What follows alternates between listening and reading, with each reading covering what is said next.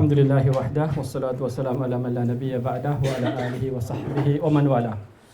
Pang-apat ng Sharia standard itong kukunin natin ngayon. Unang nakuha natin is yung mudaraba, tapos sinundan ng card loan, tapos kasunod yung monetization, yung tawarruk. Ngayon, pang-apat na tayo sa online financial dealing. O di kaya ang sa Arabic is at-ta'amulatul maliyya bil internet. Isa na lang ang natira, yung al-wakala bil istithmar, investment agency. So nasa pang-apat na tayo, which is online financial dealing, Sharia standard number 38. Aim nitong standard, dito rin nabanggit sa scope nitong standard na to. Tinatahak ng standard na ito ang pagpapaliwanag sa mga kabatasan patungkol sa paggawa ng kontrata, investment, gamit ang internet. Bistikdam syabakat al-internet o tinatawag nilang online. Maging ito man ay pagbuo ng tinatawag na syabaka, insya al-muwaqit tajari ala syabaka, o di kaya pagbibigay ng khidma. Kumbaga, ang gagawin mo is paggawa ng internet na o di kaya ibramul uqud, yung kontrata gamit ang internet o di kaya sa online. O di kaya gagamitin mo ang mga serbisyo. Magbibigay ka ng serbisyo gamit ang internet o gamit ang online. Gayon din ang pagbibigay ng hatol ng Islam sa kung ano man ang mga tinatawag na qabd. Yung qabd, ito yung tinatawag na possession.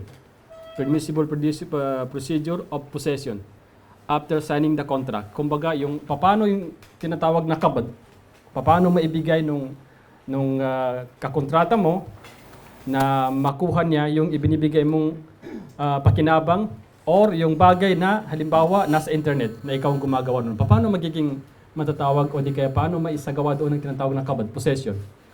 At kayon din yung tinatawag na protection patungkol sa pagtatag ng online na financial dealing o di kaya mga serbisyo. So yan ang tatalakayin ng standard na ito na online financial dealing. Unang-una is yung pag-launch ng mga website, commercial website para sa kontrata na ito. Pinapayagan sa batas ng Islam na magtatag ka ng mga website, commercial website, hanggang sa ang website na ito na gagawin mo is wala ditong ipinagbabawal. Hanggang sa walang ipinagbabawal dito sa website na ito na iyong itatag. Tulad halimbawa kapag ikaw ay nagtatag o di kaya nagpa-promote ka ng mga hindi pinapayagang bagay o di kaya magtitinda ka ng mga bagay na hindi pinapayagan o di kaya may mga activities doon na ipinagbabawal ng Islam. So kapag nasakop ang dalawang ito ay sasabihin ng Islam sa iyo, huwag mong gawin. Tulad halimbawa, magbebenta ka ng alak through online. So hindi papayagan sapagkat ang alak ay ipinagbabawal sa batas ng Islam. Kahit na sabihin mo pang ang binibentahan ko naman o di kaya ang bumibili naman is non-Muslim. Hindi rin pwede yaon. Kasi sa atin, as a batas ng Islam, ang alak hindi pwede. Gayon din yung mga halimbawa karne na ipinagbabawal ng Islam, karne ng baboy o di kaya ano pa mang uri ng bagay na iyaon ay napakalinaw na ipinagbabawal sa batas ng Islam. Gayon din yung mga activities na ipinagbabawal sa batas ng Islam. Tulad halimbawa, magpaparenta ka ng mga bahay na bahay aliwan o di kaya ang bahay na ito ay gagamitin sa mga pasugalan. So hindi rin pwede yaon. Kasi yun na nga, yung bahay, walang problema doon. Kaya lang yung activities doon na gagawin, yun ang bawal. Kaya hindi rin papayagan ng batas ng Islam yaon. So etong mga bagay o di kaya etong kondisyon, magtatag ka ng online investment pero walang ibibenta doon na bawal at walang activities doon na bawal sa batas ng Islam. Gayon din, pinapayagan sa batas ng Islam ang pagtatag ng ganitong uri na online investment sa pamamagitan ng, kumbaga, yung kontrata doon na gagawin sa pagitan ng muassasa, ng institusyon, pati yung kanyang mga client ay alinsunod sa batas na naayon sa batas ng Islam. Tulad ng, kumbaga, itong General Rules of Financial Transaction as prescribed by the Sharia, tulad ng opening the accounts, walang problema yan. Kasi mag-open ka ng account, walang problema doon. O di kaya remittance, tahwilul amwal, wala ring problema. O di kaya signing ng commercial contract. So walang problema lahat ito. Walang problema sa batas ng Islam ang mga bagay na ito, na kumbaga, ito ang karaniwang ginagawa kapag ang isang tao ay nagtatag ng financial through online. So siyempre, magbubukas ka dyan ng account at saka magkakaroon ka dyan ng tinatawag na minsan remittance. Kasi yun na nga, yung kapalit noong ibibigay mong serbisyo ay babayad sila sa'yo. So lahat ng ito ay pinapayagan sa batas ng Islam.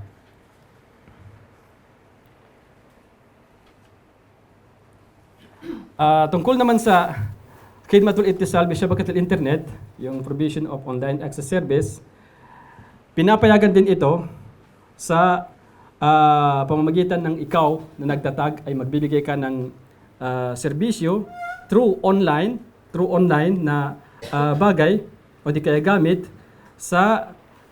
ang tinatawag na uqud ishtirak. Uqud ishtirak, kapalit ng natatanging halaga o di kaya kapalit ng natatanging bayad na ibibigay mo sa akin. Ang bayad nito, gagamitin mo ito, so ang ibabayad ay ganitong halaga. So walang problema yun sa batas ng Islam.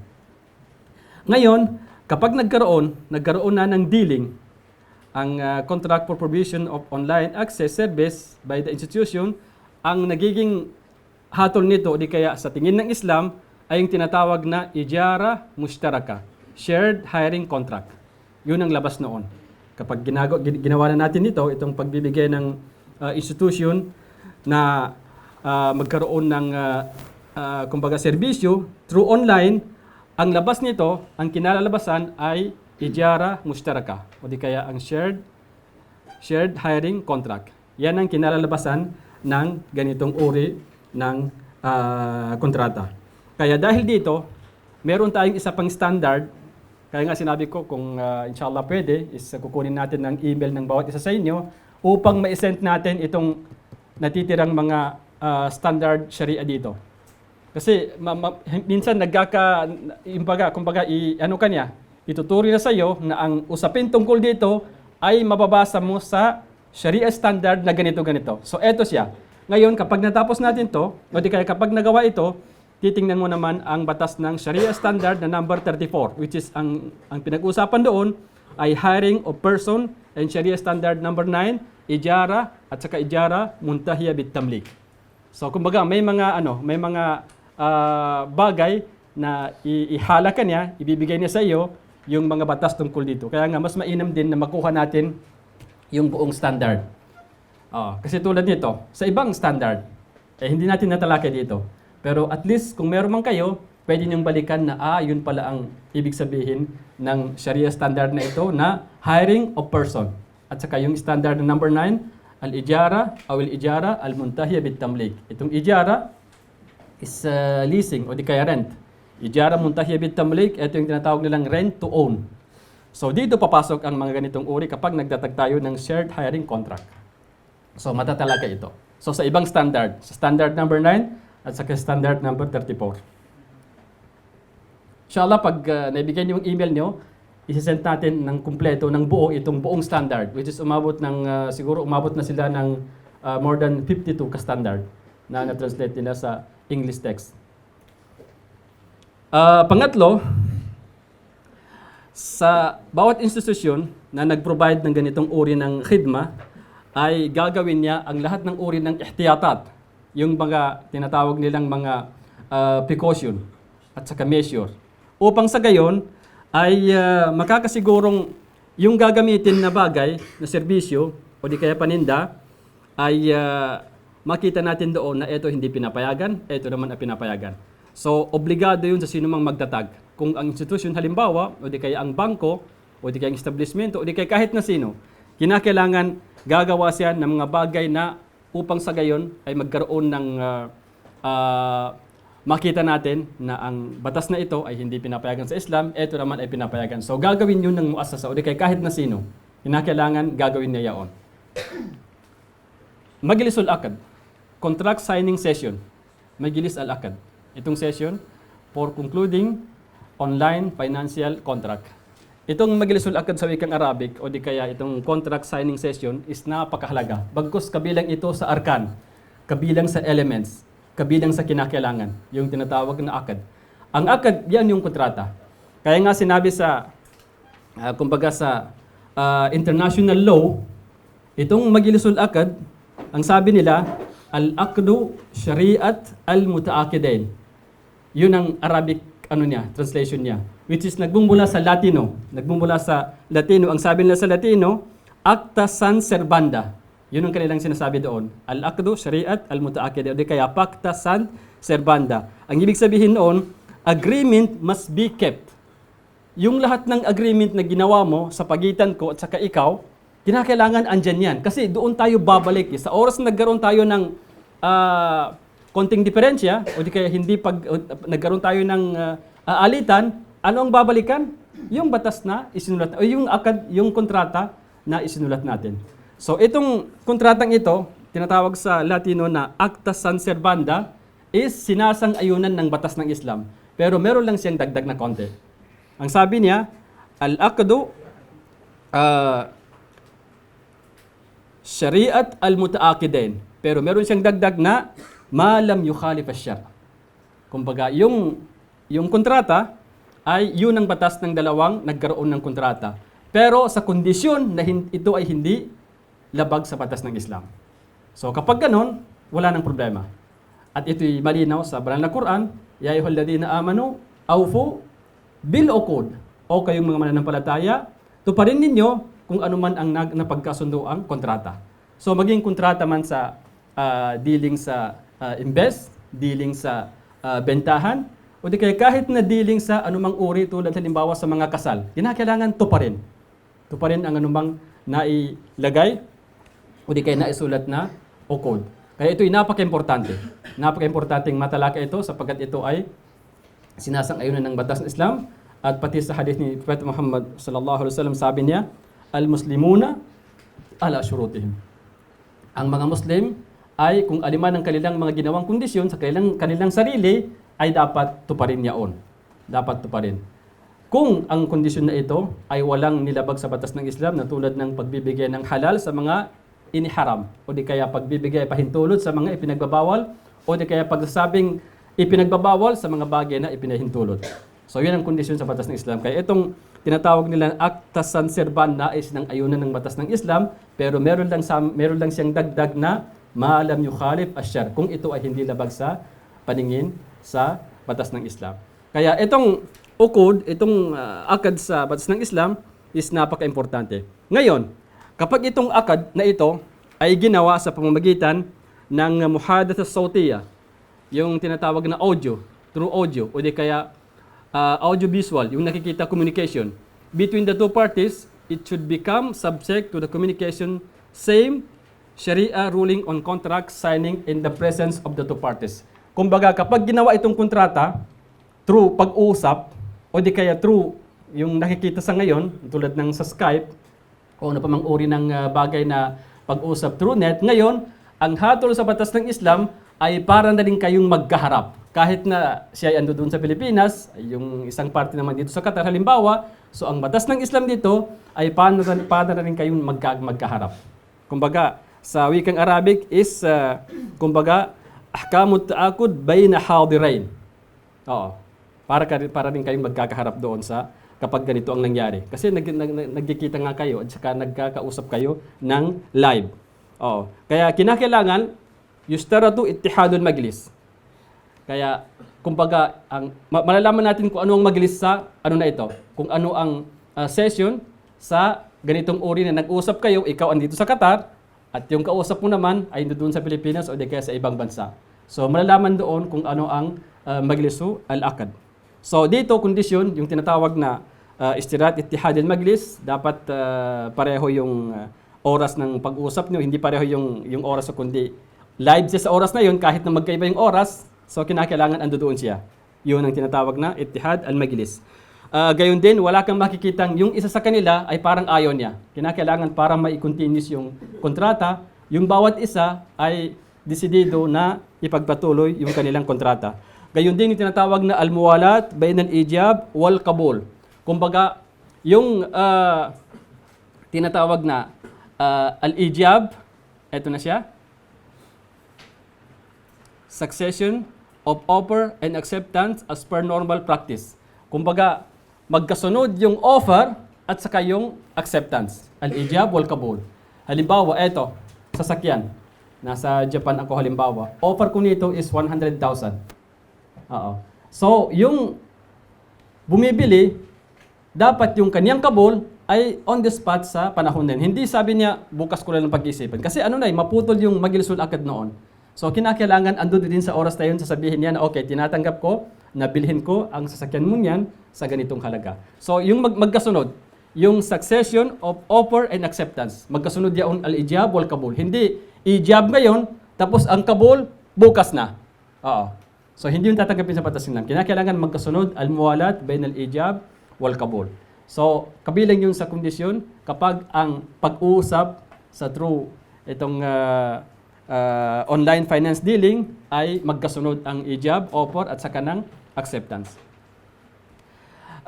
Kabilang pa rin sa kondisyon, kapag ang nagawa naman, o di kaya kapag ang ginawang pag-uusap ay muhadatha kitabiyya o bil barid elektroni. Ang ginawa sa communication ay yung tinatawag nilang sa email, gamit ang email. Gamit ang email o di kaya gamit ang shabaka. Ngayon, ang hatol naman dito ay by nag-a-event. Kumbaga wala doon. Hindi tulad ng una na parang present, parang magkaharap kayo. Dito kapag gamit ang email o di kaya sulatan halimbawa, sumulat ka sa kanya and then siya naman is sumagot sa iyong sulat. So eto naman ay nakukuha niya yung tinatawag na ahkamut ta'akud bayna ghaibain. So ano ang mga magiging batas nito? Majlisul akad. Ang majlisul akad sa oras na ito ay magsisimula sa pagdating ng ijab doon sa taong sinabihan mo. Eto, offer ko sa iyo ang sasakyan, ang halaga niya is ganito. So, ano pa siya? Nag-email pa siya. So, saka na yung majlis, yung al-ijab ay saka na kapag natanggap na noong taong sinulatan mo through email. Oh, doon pa magsisimula. Doon pa magsisimula ang tinatawag na ijab. At ito naman ay kumbaga magtatapos kapag nagsabi siya na okay, tinanggap ko. O di kaya sinasabi ng magpag-isip pa ako o di kaya hindi ko matanggap kasi masyadong mahal. So doon pa mag-start yung tinatawag na al-kabul. Doon pa magtatapos. Oh. Gayon din, kapag ang mga yung nagsasabi ng ijab, yung nag-offer, ay kumbaga nagbago ang isip niya. Tapos umurong siya. Sabi niya, pasensya na, hindi ko maibenta sa ganyang halaga. Kasi kumbaga lugi ako.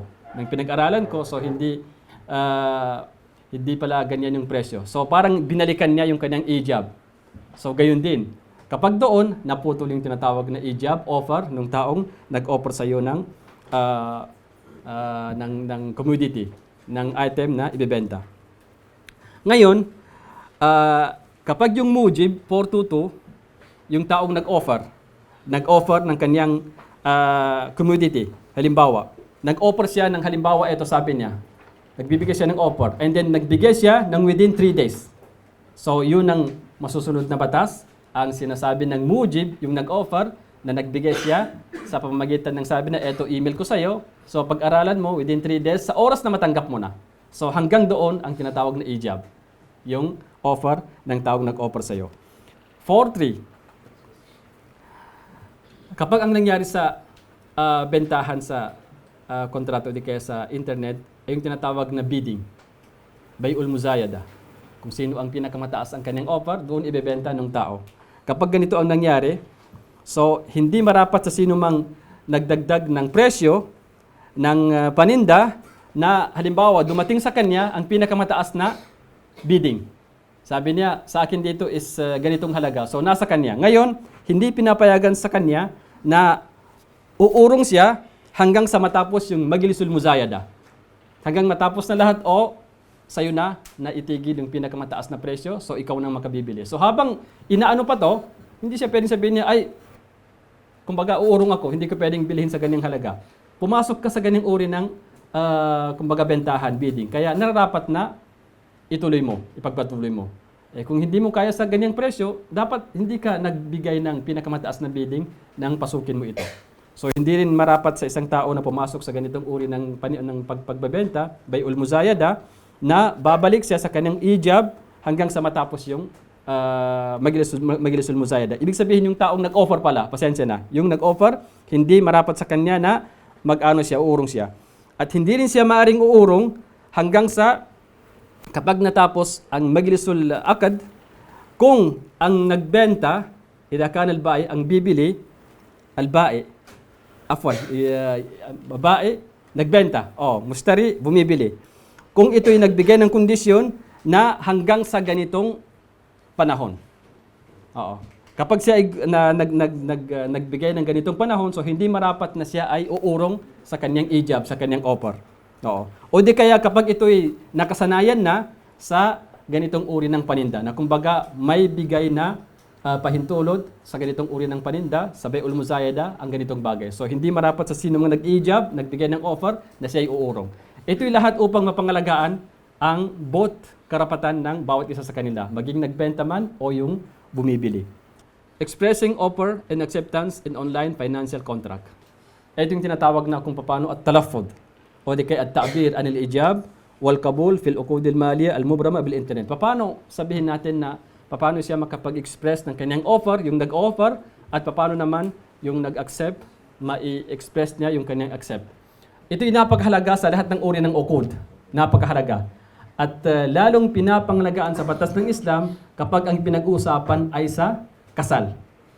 Dito maaring may ano pa ang Islam, kumbaga meron pa siyang konting pasensya dito, pero sa kasal, kung pag-usapan natin ay kasal, is napaka-importante yun. Bagkus yun ang pinaka-importante sa lahat ng arkan ng kasal. Yung tinatawag na ijab, zawaj to ka halimbawa, at saka yung kabul ng zawj. Yung sinasabi ng tinanggap ko halimbawa. Ipapakasal ko sa iyo ang aking halimbawa kapatid o anak halimbawa. So yung pagtanggap niya. Napaka-importante yaon. So gayon din dito. Ngayon, dahil nga sa ang pinag-uusapan natin is online financial dealing, paano ma-express yung offer na nag-offer at paano naman ang pag-express ng nag-accept sa kanyang acceptance. Lahat ng bagay na kumbaga nagbibigay ng palatandaan na yung nag-deal through online ay meron siyang pagkagusto na ito'y bilhin, at yung mujib naman, yung nagbibigay ng offer na siya ay nagbigay din ng offer. So lahat, any form that indicate the consent of the two parties, yaon sa batas ng Islam ay tinatanggap. So alimang uri na nagbibigay ka ng parang offer sa sulat, sa pag-uusap, kundi kaya sa ano pa mang uri, ay yun na, pinapayagan yun ng batas ng Islam. At gayon din kapag sa side ng nag-accept, ay alimang palatandaan na siya ay nagkagusto na bilhin ang bagay na ito, so consider yun na ang kanyang pag-accept na kayo ay magkakaroon ng dealing. So kapag ang offering party, send through website or email a message containing all the rights and commitment pertaining to the contract hanggang sa huli. Ibig sabihin nito, yung isang tao ay nag-send ng email. O di kaya nagkaroon ng pag-usap sa mga kontratang dapat gawin. At hindi na niya inilahad doon ang mga karapatan at saka mga iltizamat, mga bagay na kanyang pananagutan. O di kaya ang nagpadala nito, o di kaya nagpublish nito sa website ay wala na siyang ginawang kondisyon sa kanyang sarili na ibalik o di kaya irafad yung at-taakod, al-akad, hanggang sa kahit na tatanggap pa yung sa kabilang party. So ganitong uri ng kumbaga ijab ay parang ano pa, parang offer pa lamang. Hindi ito ijab. Pasensya na, nauna ko itong sa ikalawa. Meron palang una dito, na una, wala na siyang binanggit ng mga karapatan. Kumbaga, sabi niya, ito offer. Offer na ito. At hindi na ako babalik sa ano pa mang uri ng kontrata. So, tinanggap ng kabilang parte. So, ibig sabihin niya ay ijab na yaon. Sa oras na tinanggap noong naka-receive ng email, so kabul na rin yaon. Kaya wala nang pag-usapan dito na ito'y katanggap-tanggap. Dito sa ikalawa, itong pangalawang usapin, the message is considered to be an announcement of invitation for contracting rather than an offer. Dito naman, gayon din. Nagpadala siya ng kanyang email. Tapos, hindi na binanggit yung mga karapatan doon. Yung una binanggit niya, ganitong aking karapatan, ganitong aking rules, ganitong aking kondisyon. And then yun, kapag natanggap na yung una, so it means, ano na yon, ijab na yon. So kapag tinanggap nung kausap mo, so consider na kabul na yon. Dito naman, so parang ano pa lang, parang binanggit niya na ganitong aking karapatan, o mga ganitong bagay na aking kondisyon. So dito sa bagay na ito, ay hindi pa makukonsider na ijab, hindi pa consider na offer, kundi invitation pa lamang.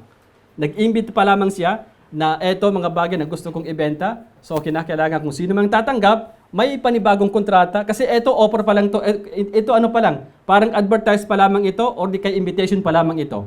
Kaya kung sino ang papasok doon, hindi pwede makukonsider na kabul na. Kundi kinakailangan, so dahil dito, in this case, a process of offer and acceptance has to be done. Kumbaga, dapat panibagong gawin. Doon sa una, binanggit na niya. Ito ang mga bagay na gusto ko.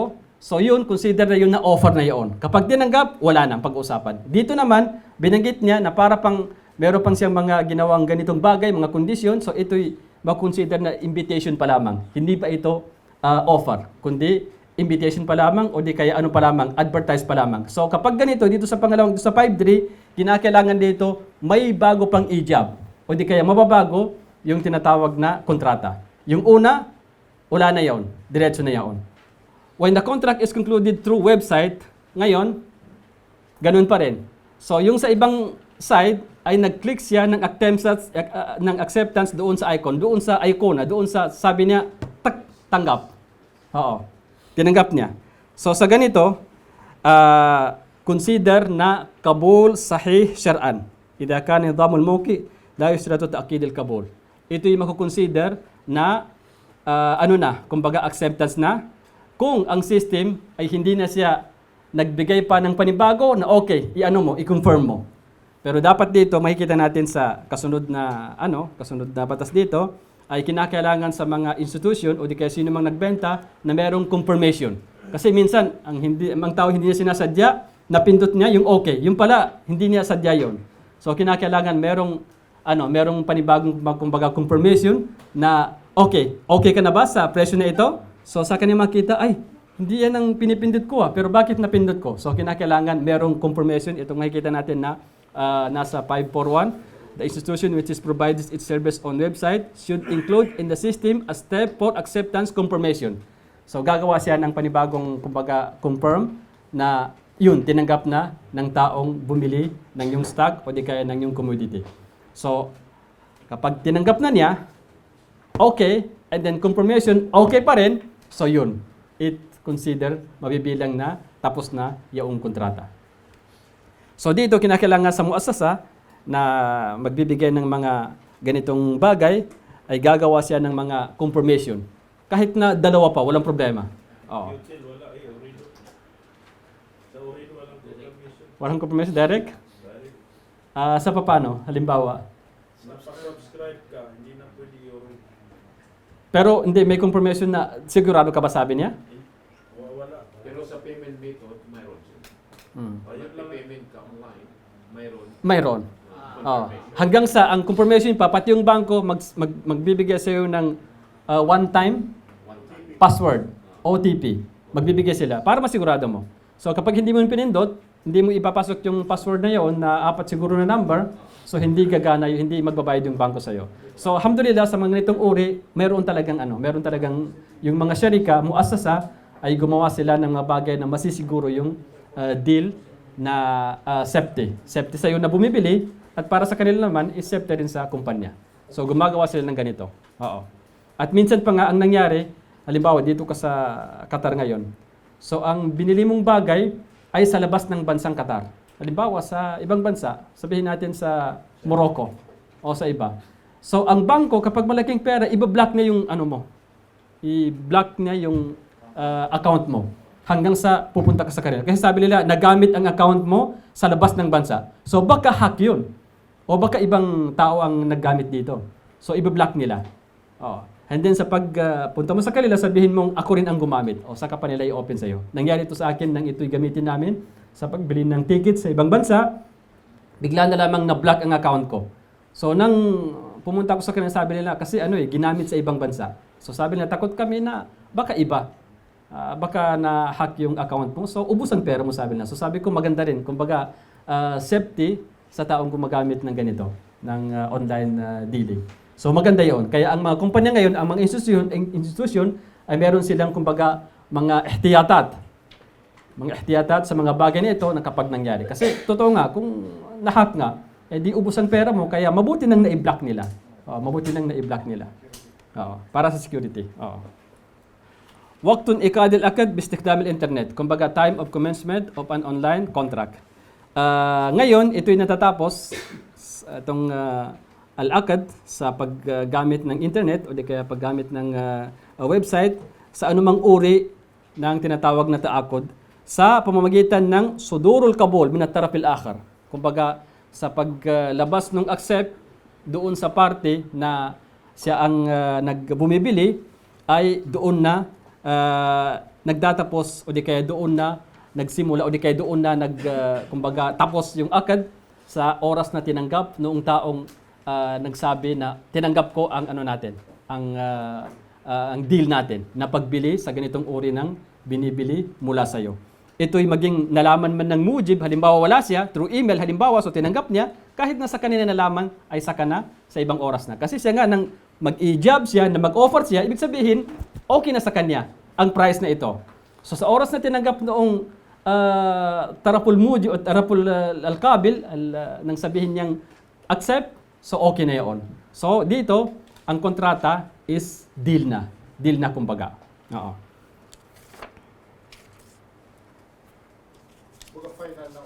Final na halimbawa. Oo. Kapag tinanggap mo na, sinabi mo ng okay, and then confirm, okay. Pangatlong bagay, okay pa rin. So tanggap na yun. So yung mujib, yung nag-offer, kahit sa kanina nalaman. Kasi wala siya O di kaya through through machine. So kahit na hindi nalaman, kasi sa oras na nag-offer siya, ibig sabihin para sa kanya, ay yan na yung presyo niya. O ikaw naman ay tumanggap na. So okay na yung deal. Oo. Ang pangpito, al-qabd fil uqudil mali al-mubrab bil internet. Ito yung tinatawag na possession, qabd. Paano mo makabd? Paano ang qabd? Paano ang possession na matanggap mo ang bagay na ito through online financial contract? Unang-una, lahat ng mga bagay na kinikilalang ito'y consider na qabd, maging ito man ay hakika o hukman, itong tinatawag nilang actual or constructive possession, so ito'y tinatanggap sa batas ng Islam. Ito'y tinatanggap sa batas ng Islam kapag ito ay masasabi natin na kinikilala yan sa batas ng Islam na qabd hakiki or qabd hukmi. Ano ang method of actual and constructive possession? Itong actual ay nagagamit sa mga bagay na tulad nito, tulad ng mga maliliit lamang na bagay. Mga cellphone, mga laptop, o di kaya mga camera. So kapag nahawakan mo na, yaon ay actual na pagkabad. Actual na possession. Yung sa naman, constructive, ay yung halimbawa lupa. So paano mo hawakan ng lupa? So ito sa pamamagitan halimbawa ng paghawak ng titulo. So na yon? Tinatawag na qabd hukmi yun. O di kaya maraming hayupan. Sabihin natin na 1,000 na ulo ng kambing, ng tupa. Paano mo kukunin yaon? So ito yung malalaman o di kaya matatawag natin na qabd hukmi kapag sinabi na ng may-ari o yan yung mga tupa, ikaw nang bahala. So papasukan mo o di kaya kukunin mo na sila, yun ay consider na constructive possession. Constructive possession.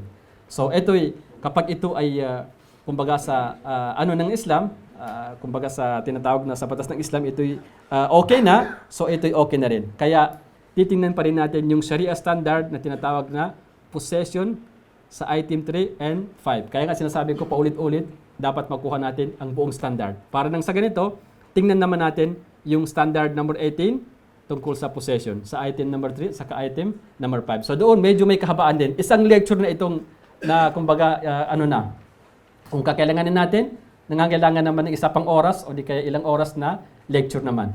So kinakailangan na talaga, meron kayong buo na copy nitong standard natin.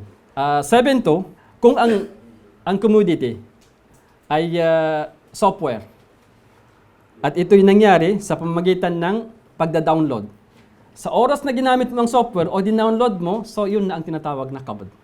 Sa oras na nag-start ka ng mag-download, kapag ang ibinibenta commodity ay program at dinownload mo na, tulad halimbawa pagbebenta ngayon ng Microsoft Office, so sabi na ida-download mo to, babayaran mo. Sa oras na nag-start kang magda-download, ito yung mabibilang na ito na ang kabod. At nag-start ka na mag-download sa iyong personal na computer o di kaya sa program o di kaya sa computer na pagmamayari ng opisina na kung saan doon pinagtrabaho. Sa oras na dinownload mo, yun na ang kabod nito. Dito naman sa 7.3, ito naman. Kinakailangan yung al-kabod al-fawri. When the sold commodity is currency, gold, silver, or any other commodity in which is instant exchange, takabod is required. Instant exchange. So, paano ito? Nasa malayo ka, dito ka sa isang bansa, ang kausap mo ay doon sa isang bansa. So, ang bentahan nyo is dollar to real Qatari halimbawa, o di kaya dollar to peso. So, dito, kinakailangan dito ang instant. So, paano malalaman? Malalaman through nakita mong pumasok na sa account mo. And then sa kanya naman is pumasok na rin sa kanyang account. Kasi hindi naman pwedeng magbigayan kayo yung layo ng pagitan nyo. Dito ka, tapos doon siya. Pero malalaman through pagpasok ng pera niya sa account mo at ng pera naman niya sa account niya. So, yun ang tinatawag na instant exchange. Oo. Kinakailangan doon. At takabud al-fawri. Kapag ang bentahan, kapag ang ginagamit na benta is ang tinatawag na currency, o di kaya gold, o di kaya silver. Ang binibili mo, gold. So, nasa iba siya. Oo. So, dapat dito yung tinatawag na at-takabud al-fawri. Pangwalo, almost dito is protection. Lahat ng mga bagay na binamagit dito sa pangwalong parte, himayat ta'amulat al-mali al-mubrama bil internet. Protection of online financial dealing. Unang-una is protection tungkol sa mga mawaki at tijariya, commercial site, at mga data ng dealer na ito ay hindi ma-trespass o di kaya hindi ma-hack. Oh. So dito nagbigay sila ng almost 7 bagay na upang mapangalagaan ang mga website at gayon din yung mga bayanat ng taong nagbibili sa iyo. So meron siyang una dito. Itong parting ito sa pagbenta ng through online, ang tinatawag sa Arabic is al-hukuk al-ma'nawiyah o hukuk khasa. Private property ito of their own. Kung sino man ang gumawa ng bagay rito through online, so it considered na private properties. So dahil dito, ang batas ng Islam ay kung sakaling may nag-hack o di kaya may nag-trespass dito, ay magkakaroon siya ng pananagutan dito sa mundo at sa kabilang buhay. Oh. So maraming mga nag-advertise na ito is private property. So wag nating gawin na i-trespass o wag nating gawin na i-hack dahil sa meron silang gagawin na mga bagay na against sa'yo. At hindi lamang dito, kundi pati sa kabilang buhay. Kasi karapatan niya ito eh. Karapatan niya. Oh, so yan ang unang pinag-usapan nito. Dahil dito, makikita natin na tulad nitong pangalawa, which is halos nabagit na doon, marapat lamang sa isang institusyon na gagawa siya ng protection, himaya. Oo. Na upang ang kanyang website ay hindi matrespass o di kaya hindi mahack. Upang mapangalagaan ang kanyang sarili at mapangalagaan din yung taong nagdi-deal sa kanya. Ang pangatlo, eto na, yahrum. Kaya nga sinabi, kumbaga pinapulan natin. Trespassing of dealers' online data is impermissible. Kumbaga haram. ipinagbabawal sa batas ng Islam na i-hack mo o di kaya nakawin mo o di kaya mag-trespass ka sa mga bagay, sa mga website na pag-ari ng iba. So kung dito may tanong, inshallah, after ano na lang. Kasi alam ko may mga tanong dito patungkol dito. Ito maraming tanong patungkol sa mga bagay na ito. Okay. Gayon din, ipinagbabawal din, also strictly prohibited. Ganon din, ipinagbabawal ang bagay na ito na kung halimbawa ilipat mo sa iba. Kumbaga eto na, website tapos ilipat mo sa iba. O di kaya gagawin mo na pag-may-ari ng iba. Kasi parang na rin pagnakaw yaon o di kaya pag-trespass yaon. Hindi nga lang nakaw kasi ang nakaw nga is totally yung kinuha na malinaw pero o di kaya lantad. Pero eto naman is parang ganun na rin. Kasi nga website eh. Tapos pinasukan mo, tapos hinak mo. So eto, impermissible and it is strictly prohibited. Matinding pagbabawal sa batas ng Islam kapag ito ay gagawin natin. Ang pang-apat, 814, ang babalikan dito kapag nangyari nga ang nakawan o nangyari nga ang hack o di kaya nangyari ang trespass, ang babalikan dito yung tinatawag na urf, referring to the prevailing tradition. Kung consider na ito'y pagnakaw nga o consider na ito'y pag-hack nga o consider na ito'y pag-trespass nga, so ang babalikan natin is tradition o di kaya yung customary. Gayon din ang al-qawanin al-mudaddama fi ma la yukhalif al-ahkam ba'da syariah al-islamiyya. Kung ito ay hindi labag naman sa batas ng Islam tulad ng unang sinasabi natin noon. 815 dito kapag nangyari nga ang nakawan. So ngayon, meron tayong tinatawag na ta'wid, compensation. Kung nangyari nga ang trespass o di kaya nakawan o di kaya pag-hack sa website na ito, so yung nagnakaw o di kaya yung nag-hack ay meron siyang babayaran sa mga bagay na ito. Maging ang pagbayad na ito is direct financial loss o di kaya actual loss of earning.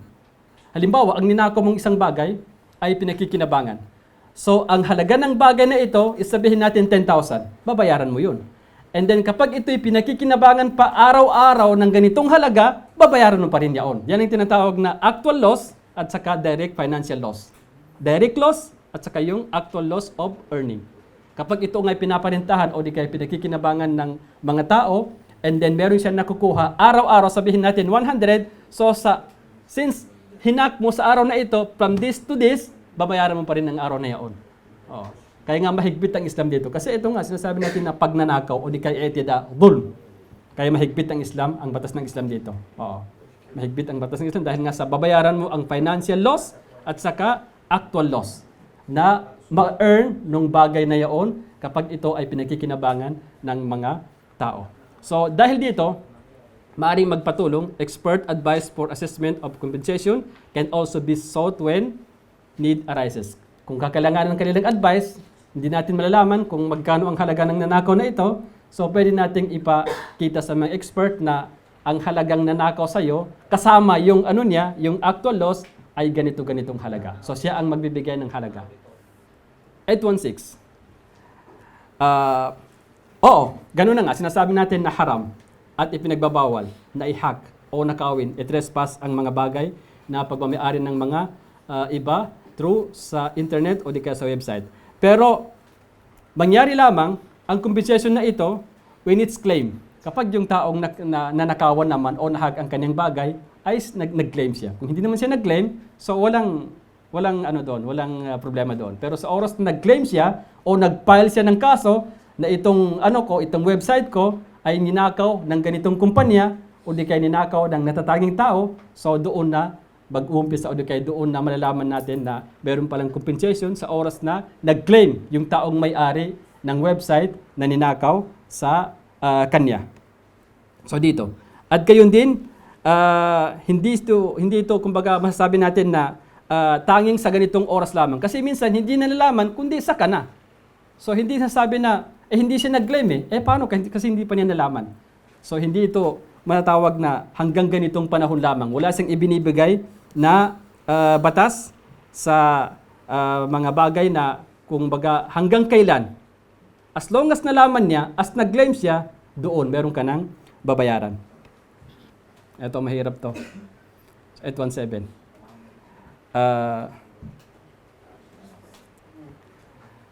In case stealing money, kung ang nanakaw sa iyo ay pera, kapag ang nangyari sa 817, ang nangyari sa iyo na nakaw is cash o di kaya mga confidential data, mga sikreto na dapat sa ikaw lamang ang nakakalam noon. So dito sa mga bagay na ito, ad-daman yakaw alal mubashir, alaman bashir al-fi'l, thumma alal mutasabbib fihi. Ngayon, dito sa puntong ito is meron tayong dalawang tao. Yung tinatawag na directly at saka yung tinatawag na parang nag-facilitate pa siya. Kumbaga, may mubashir at saka may mutasabbib. So ngayon, ang halimbawa nito, may taong nagturo sa iyo. O di kaya may taong nagturo sa isang taga-hack. Sabi niya, i-hack mo ang, o di kaya pasukin mo ang biodata ng tao na ito at nakawin mo ang kanyang mga ari-arian sa kanyang account. So, nanakaw. So ngayon, dalawang tao. May nagturo at saka may mismo nagnakaw. Sino ang mananagot sa kanila? Ano sa tingin nyo? Both of them. So dito sa batas ng Islam, sabi niya, ang pananagot, yakau alaman bashar al-fi'l. The responsibility should rest with the person who committed the theft directly. Yung mismo nag-direct. Oo. Yung mubashir. Mubashir. Yung mismo gumawa ng pagnakaw, pag-hack. Oo. Yung gumawa mismo, hindi yung nag-utos. Ngayon, dito sa bagay na ito, it is napakahalagang malaman dahil kabilang ito sa tinatawag na kaida min kawaid al-fiqhiyya. Sabi niya, kapag nagkataong nagkasama, yung direct na gumawa at saka yung dahilan lamang, ang mananagot ay yung gumawa. So halimbawa, sabi nila, noong unang panahon na, ginawa nilang halimbawa, humukay ka ng hukay sa daanan. Oo. And then, may isang taong nagtulak sa isang hayop. So yung hayop namatay. So sinong magbabayad? Yung naghukay or yung tumulak doon sa hukay na hinukay mo? Yung nagtulak. Kasi siya ang mubashir. Siya ang direct na gumawa. Yung isang tao na naghukay lamang is mutasabbib lamang siya. Dahilan lamang siya. Ngayon, sasabihin ng tao, ay kung hindi lamang siya naghukay, nung pagtulak, walang mangyari. Di ba ganon? So sa batas ng Islam, sabi niya, yung bang kumbaga, yung sinong last touch?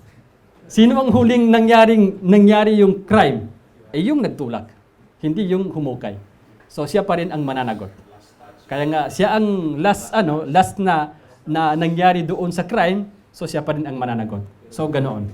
Ganoon ang bagay dito. Kapag nagkataong nagkasamang magkasabay sa jinaya, sa paghack, o di kaya pagpatay, o di kaya crime, anumang ginawa, ang taong nagturo lamang, mutasabbib, at saka yung taong bashar al-fi'l. So ang pananagot ay doon sa mubashara, doon mismo sa gumawa. So dito ganoon din. Nagturo ka, i-hack mo ang account na ito. So hinak niya at ninakaw. Ang pagbabayad ay doon sa mismo nag-hack o di kaya doon sa mismong nagnakaw. Hindi ikaw na nagturo. Oo. Gayon sa batas ng Islam. Pero ganun pa man, if it is not possible for a permissible reason to charge the person who committed the act of theft directly, kung ang nangyaring hindi pwedeng patulan ng batas itong mismo gumawa, dahil nga sabihin natin na bata. Sabihin natin na 10 years old, pero ang galing mag-hack, masya Allah. Oo, ang galing niyang mag-hack. So, ngayon, ano to? Ghair Akil o Ghair Rashid. So, doon lilipad doon sa nagturo. Oh, sabi na dito, if it is not possible for a permissible reason to charge, permissible reason halimbawa, yun nga, bata. Underage.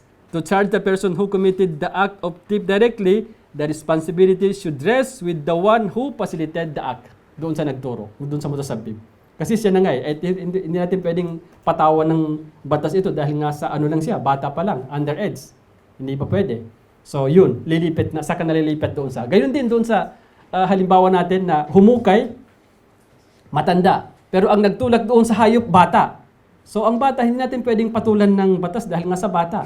Wala pang umabot sa age na kumbaga pwedeng patawan ng batas. So babalik ang batas doon sa naghukay na matanda na o di kaya umabot na sa legal age. Gayon din dito. So kapag nagkaroon ng, o di kaya kapag ang nagiging kaso is yung gumawa ng panghack, hindi pwedeng patawan ng batas dahil nga sa underage, so saka nalilipat doon sa taong nagturo na nakawin ang bagay na ito. Dito naman sa verification of dealer identities, ilang bagay ang binanggit na dito. apat na bagay upang mabilisan lamang upang ma-verify ang identity ng dealers. So, yun pa rin, kinakailangan sa institution na gagawin niya ang lahat ng bagay na kumbaga may kasiguraduhan. Magiging safe yung dealing na gagawin niya doon sa hawiyat al-mutaamilin, doon sa identity ng taong nagde-dealer sa kanya. So ito yung kinakailangan doon sa institution, kung ito ba ay umabot na sa legal age. Oo. Upang sa gayon ay mapangalagaan ang pera ng muasasa ng institusyon. Gayon din, kapag ang ginawang dealing sa online financial dealing is yung tinatawag na at-tawqi al-elektroni, yung electronic signature. Sa oras na nag-sign ka dito, is okay na. So ito'y tinatanggap kung ito ay kabilang sa bini-verify doon sa taong bumibili sa'yo o nag-deal sa'yo, ito'y tinatanggap sa batas ng Islam. So oras na nag-sign ka, kahit nga ito ay electronic signature, tinatanggap pa rin sa batas ng Islam. Ngayon, kapag nangyari, 823, kapag nangyari ang tinatawag na forgery, o di kaya tinatawag na tazwir, yung bang tazwir, yung panggagaya, tazwir, panggawa ng fake na bagay. Kapag nangyari ito, so marapat doon sa isang akid, doon sa isang party na magpasak siya. Hindi niya ituloy yung kontrata. Kapag nangyaring itong kadil niya is fake na tao, o di kaya fake na account, o di kaya hindi totoo. So marapat doon sa isang party na gawin niyang ifas, gawin niyang hindi ipagpatuloy yung kontrata.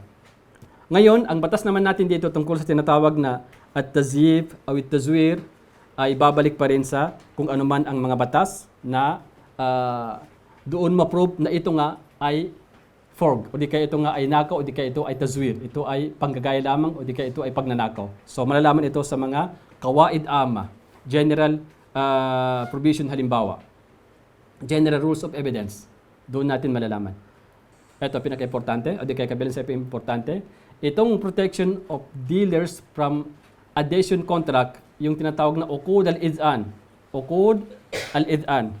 Ang bagay na ito ay kumbaga dito sa puntong ito, yung nagbibigay ng offer, ang almost na binabanggit doon sa mga kondisyon ay sa side lamang nila. Ikaw na tumatanggap, nag-accept, is parang sunod-sunod ka lang doon sa kanilang ino-offer sa iyo. So ito yung mabibilang sa kabilang sa adhesion contract o uqud al-id'an. Kumbaga wala kang gagawin kundi sunod-sunod lamang o di kaya pipirma lamang dito. At ito nga ay dapat dito sa pangalawang bagay, ay kinakailangan dito is manginghimasok ang bansa. Kapag ganitong kontrata is mabibilang sa uqudul id'an, adhesion contract, na nangyari sa online financial dealing. Ngayon, dito sa puntong ito, manghihimasok ang bansa upang makita niya kung ang bagay na ito na ibinebenta is wala bang masyadong mataas na presyo o di kaya pandaraya. Dahil dito, kinakailangan ang bansa ay manghihimasok. Manghihimasok sa mga bagay na ito upang malaman na ang bagay na itong binibenta o di kaya ang bagay na ito na kanyang binibigay sa serbisyo sa mga tao ay kailangan ng mga tao, kaya lang masyadong mahal. So, ibababa niya. So, makikimasok dito, o di kaya makikialam dito ang state, ang bansa sa puntong ito. Tulad ng makikita natin dito sa 832, should be subject to the state control. Dapat ang bansa siyang co-control. Titingnan niya ang bagay na ito, kailangan ng mga tao at masyadong mahal ang presyo, so bababaan niya. Nang sa gayon, ang mga pangangailangan ng tao ay hindi naman sila mahihirapan sa bagay na ito. At gayon din, hindi na naman kabilang sa yung taong nagbenta nito is malugi naman siya. So dito sa puntong ito, manghihimasok o di kaya makikialam ang bansa. Makikialam ang bansa tungkol sa bagay na ito. Ngayon, kapag nangyari nga ang tinatawag na presyo dito sa uqudul id'an, ang nangyari, itong pinakahuli, nakita niyang masyadong mahal at nalugi siya, yung nagbenta, yung nagbili, afwan. So dahil dito, pinapayagan sa kanya na al-luju ilal mahkama. Oh, upang malaman, upang hihingi siya na bababaan ang presyo o di kaya ibalik sa kanyang karapatan. Ibig sabihin dito, kapag nangyari na merong pandaraya sa bagay na ito o kudul idan doon sa party ng bumili, so nakita niyang masyado siyang lugi at masyado siyang kumbaga napagsamantalahan, so karapatan niyang pumunta siya sa kumbaga sa korte o di kaya sa law upang maibigay sa kanyang karapatan na eto, ang pera mo o di kaya pag-usapan na lamang kung ano ang bagay na siyang nalugi sa iyo. O di kaya babaguhin doon ang mga bagay na kung saan yun ang dahilan nang ikaw ay nabigyan ng napaka-mahal na presyo. Bilang panghuli, kung ang nangyaring online financial dealing ay kumbaga merong nakitang sample na nauna o di kaya yun na nga, may halimbawang nakita through online nga. So, nakita niya na ito na nga ang gusto niya. Ang size, yaon na nga. Ang kulay, yaon na. Tapos, ang brand, yun na. So, nang dumating sa kanya, naiba. Naiba ang kulay, naiba ang size, maliit sa kanya o masyadong malaki, o di kaya may mga bagay na nawala doon sa nakita niyang example doon sa description halimbawa. So, dahil dito, meron siyang karapatan na ibalik o mag-negotiate na lamang doon sa kanyang nakuhang bagay, item na ibigay sa kanyang lugi o di kaya ibalik niya. So karapatan niya yun. Kaya nga dahil dito, yung mga kumpanyang nagtitinda sa mga bagay nito o di kaya patungkol sa online dealing na ito is kinakailangan specific talaga. Pati nga doon sa halimbawa sapatos, kailangan yung size ando doon. Meron pa nga akong nakita doon na 6 point, ganito ang size, 3, 4. O di kaya 1.5. So kinakailangan specific na yung talagang kukunin mo. So ano sila dito? Kumbaga napaka-specific talaga ang pagbenta nila dito sa bagay nito. Kasi nga oras na nagkamali, karapatan ng taong nagbili na ibalik niya. O karapatan niya yun. O di kaya susumbong siya upang maibigay ang kanyang karapatan. So dito nagtatapos ang ating kumbaga ang online financial dealing. Ito'y lahat sa kabutihan ng both party. At ito nga sinasabi natin na ang Islam nga, kung manghihimasok siya, kung makikialam siya, hindi siya nakikialam sa masama, kundi upang malaman ang karapatan ng bawat isa. Na ikaw, eto ang karapatan mo. Huwag mong masyadong taasan. Ikaw naman na bumili, masyado ka kasing ganito eh. Kaya ang karapatan mo lamang ay ganito. So yun, makikialam ang batas ng Islam upang ituwid ang both party. Ang nag-offer at saka yung nag-kabul, nag-accept. So dahil dito, yun ang nga makikita natin na ang batas ng Islam, nakikialam upang ituwid, upang gawing mas kainam-inam ang kontrata ng sino man nagkakaroon ng kontrata. So dito nagtatapos ng ating standard at isinulat ito o di kaya na-issue noong 17 ng Rabiul Awwal 1430 corresponding to March 15, 2009. Yung mga adilla, mga katibayan, mababasa doon sa last na page, kasunod na page, doon yung mga adilla doon natin mababasa. So dito nagtatapos. Assalamualaikum warahmatullahi wabarakatuh.